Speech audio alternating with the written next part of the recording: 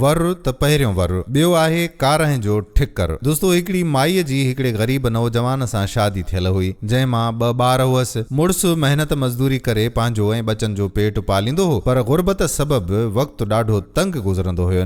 मायुनि जी तबियत आहे झगड़ालू। ग़रीब मुड़ुस संदसि उहे सधूं पूरियूं न करे सघियो, जंहिं सबबि माईअ झेड़ा करे खंयसि तलाक वरिती। माई जवान बि हुई ऐं सुहिणी सेबती बि हुई। सूंहं ऐं जवानीअ ते नाज़ बि ॾाढो हुयुसि त मुड़ुस जो खप बि न हुअसि। तलाक जो दाग लॻण सबबि केरु बि साणसि तकड़ में शादी करण जे लाइ तयारु न हो, जंहिं सबबि मोह वञी भित सां लॻुसि। आख़िर हिकिड़े शादीशुदा ऐं अधड़ोट उमिरि वारे दौलतमंद सां शादीअ जे लाइ राज़ी थी पई। मुड़ुस त खेसि ॾाढो घुरंदो हो ऐं बचनि जो बि ॾाढो ख़्यालु कंदो हुअसि। तंहिं हूंदे बि माई दिली तरह राज़ी न हुई। कॾहिं कॾहिं सुबुह जो उथी कहा त चवंदी हुई त हाय पहिरियां मुड़ुस।